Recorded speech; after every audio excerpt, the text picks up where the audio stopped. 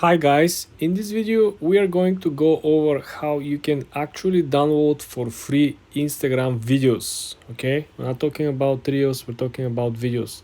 So for example, if you go over here and you want to download this video over here, you click on the three dots above it, right? And then you click on the link, which is the second button next to it. Okay, after we copy the link from this particular video on Instagram on the clipboard, I want you to go on Google Chrome and find this app over here. It's called snapinsta.app. You want to click on this, and when you're at snapinsta.app, I want you to paste the link that we copied from the video itself. Then click download. The app usually processes very fast. As you can see, we just had the content ready.